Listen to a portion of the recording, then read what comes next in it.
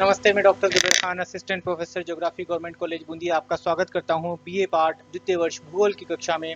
इस कक्षा में हम भूगोल के द्वितीय प्रश्न पत्र राजस्थान भूगोल का अध्ययन करते हैं और अभी हम राजस्थान के भौतिक प्रदेशों का विस्तृत रूप से अध्ययन कर रहे हैं। पिछले वीडियो में हमने राजस्थान के दो भौतिक प्रदेश, पश्चिमी मरुस्थलीय प्रदेश और अरावली पर्वतीय प्रदेश का अध्ययन किया। आज हम राजस्थान के तीसरे भौतिक प्रदेश, पूर्वी मैदानी प्रदेश का अध्ययन करेंगे। यह मैदान संपूर्ण राज्य के लगभग एक चौथाई, लगभग 2.23% भूभाग में फैला हुआ है। इसका कुल क्षेत्रफल 22,488 वर्ग किलोमीटर है। जैसा कि आप यहाँ मानचित्र में देख रहे हैं, ये राजस्थान का पूर्वी मैदानी क्षेत्र है। ये पूरा राजस्थान का पूर्वी मैदानी क्षेत्र है।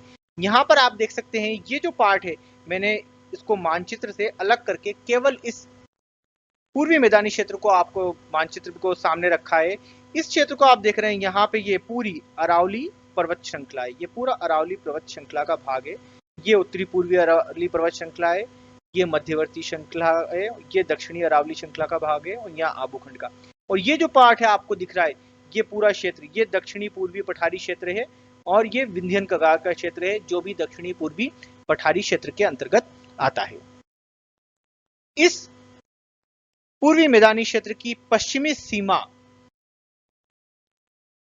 अरावली के पूर्वी ढालों द्वारा निर्मित होती है। उत्तरी सीमा 50 सेंटीमीटर समवर्षा रेखा द्वारा तथा दक्षिणी पूर्वी सीमा विंध्यन कगार द्वारा निर्मित होती है।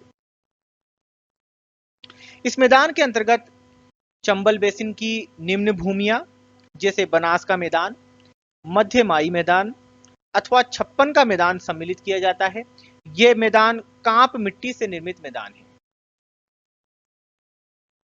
इस प्रदेश की भू आकृतिक विशेषताएं इस प्रकार हैं।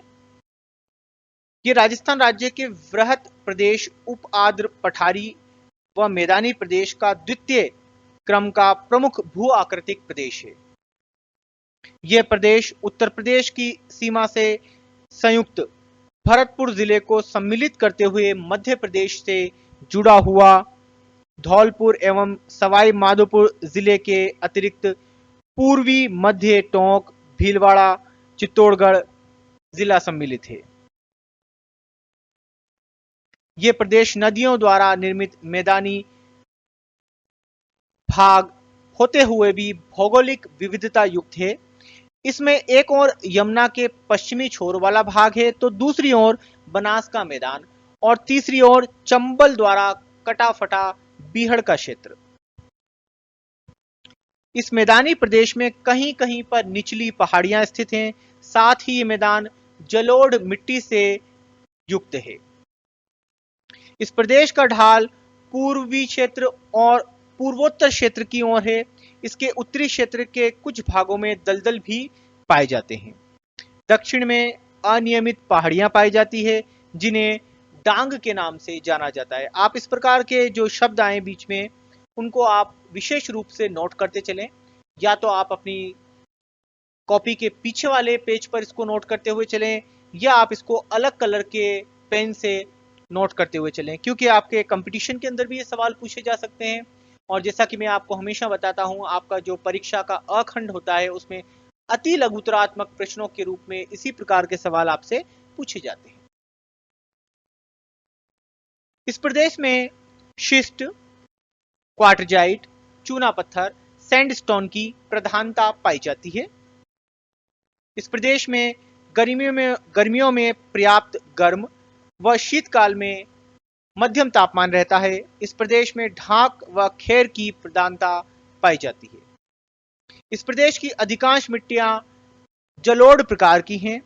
संपूर्ण दक्षिण पश्चिमी भाग में चिकनी, रेतीली व रेतीली दोमट तथा चिकनी दोमट मिट्टी पाई जाती है। इस प्रदेश में खनिजों की अल्पता पाई जाती है। इमारती पत्थर, विंध्यन बालू पत्थर मिलता है, जिसका रंग गहरा लाल, पीला या सफेद होता है।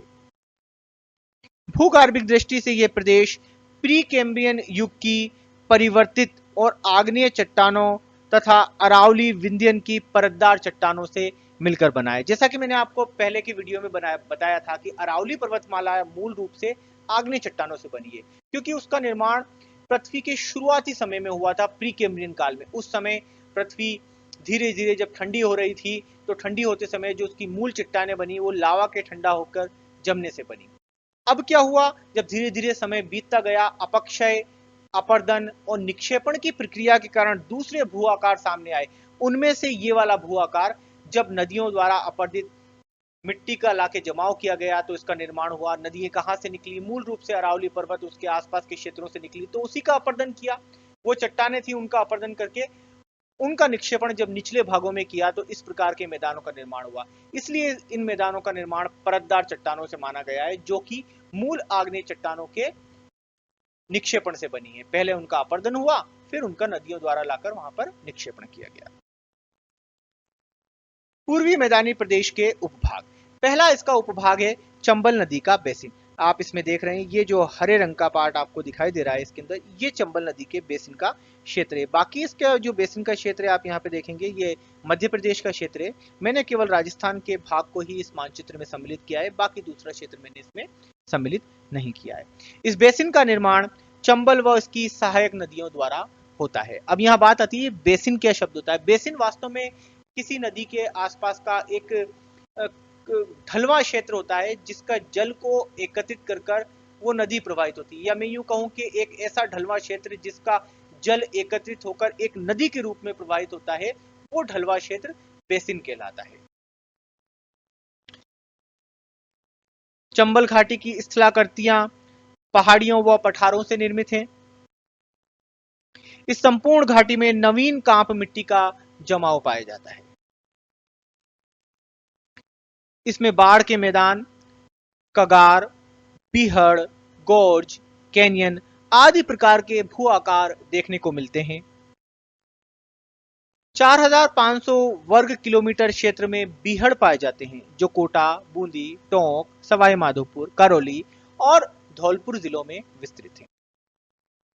इस प्रदेश की प्रमुख भूगर्भिक विशेषताएं निम्न प्रकार हैं। यह चंबल बेसिन क्षेत्र उत्खात स्थलाकृतियों व बीहड़ों के लिए पूरे भारत में प्रसिद्ध है। उत्खात का मतलब कटी फटी एक बेडलैंड जैसा एरिया उत्खात भूमि कहलाता है, जिसे बीहड़ के नाम से भी हम जानते हैं। इस बेसिन का प्रमुख चंबल बीहड़ 480 किलोमीटर की लंबाई में कोटा से यमुना के संगम तक फैला हुआ है। इस बेसिन की दक्षिणी सीमा काली सिंध और पार्वती आदि नदियों के साथ बनती है। इसके आगे ये बीहड़ों के द्वारा चंबल के दक्षिणी पश्चिमी मार्ग के साथ 12 तक स्पष्ट सीमांकित है। दूसरा भाग बनास का बेसिन। बनास बेसिन के पश्चिम में 50 सेंटीमीटर संवर्षा रेखा, दक्षिण में भारतीय महान जल विभाजक रेखा, उत्तर में अलवर की पहाड़ियां तथा पूर्व में विंध्यन कगार का क्षेत्र स्थित है। बनास तथा इसकी सहायक नदियों द्वारा सिंचित ये मैदान दक्षिण में मेवाड़ का मैदान तथा उत्तर में मालपुरा व करौली के मैदान के नाम से जाना जाता है। मेवाड़ का मैदान बनास नदी तथा इसकी सहायक नदियों खारी, सोड़स, मानसी और मोरल जो इसके बाएं किनारे पर आकर मिलती हैं, बेडन और गोलवा नदियां इसके दाएं किनारे पर आकर मिलती हैं। उदयपुर के पूर्वी भाग, पश्चिमी चित्तौड़गढ़, राजसमंद, भीलवाड़ा, टोंक, पश्चिमी सवाई माधोपुर तथा अलवर जिले के दक्षिणी भागों में ये क्षेत्र विस्तृत है। मैदान का ढाल उत्तर तथा उत्तर पूर्व की ओर है और इस मैदान की औसत ऊंचाई 280 से 500 मीटर के मध्य है। सामान्यतः ये एक पेडिमेंट अर्थात पर्वत पदीय क्षेत्र का मैदानी भाग है। इस क्षेत्र में नीस चट्टानों की प्रधानता पाई जाती है। इस प्रदेश की प्रमुख भू आकृतिक विशेषताएं इस प्रकार हैं। यह प्रदेश प्री कैम्ब्रियन शैलों से आवृत है, जिसमें पूर्वी भाग बुंदेलखंड नीस तथा उत्तर एवं दक्षिणी भाग में शिस्ट का जटिल स्वरूप देखने को मिलता है तथा शेष भाग में अरावली शिस्ट और नीस का विस्तार पाया जाता है। जैसा कि मैंने आपको पहले बताया था, ये जितने भी मैदानी क्षेत्र हैं मूल रूप से अरावली पर्वत के अपरदन और निक्षेपण की प्रक्रिया से बने हैं, और अरावली पर्वत मूलतः आग्नेय चट्टानों से बना हुआ है, तो उसके निक्षेपण से जब इनका निर्माण होगा तो इसमें भी उन आग्नेय चट्टानों के अवशेष तो मौजूद होंगे ही, हालांकि ये अवसादी चट्टाने हैं या परतदार चट्टाने हैं। कुछ क्षेत्र में नवीन मृदा का जमाव भी देखा जा सकता है, जिसकी मोटाई अलग अलग स्थानों पर अलग अलग प्रकार से है। इस प्रदेश में बीच बीच में छोटी छोटी पहाड़ियां पाई जाती हैं। यहाँ की भूगर्भिक बनावट बुंदेलखंड नीस, अरावली क्रम, दहली क्रम, विंध्यन शैलों से युक्त है, जिनका आपसी समन्वय जटिल विविध शैल स्वरूपों को जन्म देता है, जिनमें अनेक प्रकार के खनिज पाए जाते हैं। इस प्रदेश में फ्लोराइड, चूना पत्थर, एस्बेस्टोस, गार्नेट, सीसा जस्ता व अभ्रक की प्रधानता मिलती है। तीसरा है माही बेसिन या छप्पन का मैदान। राजस्थान के दक्षिण में स्थित विशिष्ट भौगोलिक प्रदेश को दक्षिण का मैदान या छप्पन का मैदान या माही बेसिन के नाम से जाना जाता है। इस मध्य माही बेसिन की अवस्थिति 23 डिग्री 3 मिनट से 24 डिग्री 1 मिनट उत्तरी अक्षांश तथा 73 डिग्री 22 मिनट से 74 डिग्री 47 मिनट पूर्वी देशांतर के मध्य पाई जाती है। इसका कुल क्षेत्रफल 8,807 वर्ग किलोमीटर है। ये मैदान उदयपुर के दक्षिणी पूर्वी भाग, बांसवाड़ा तथा प्रतापगढ़ जिले के दक्षिणी भाग में स्थित है। ये क्षेत्र माही व उसकी सहायक नदियों से निर्मित एवं सिंचित क्षेत्र है। इस क्षेत्र की औसत ऊंचाई 200 से 400 मीटर है।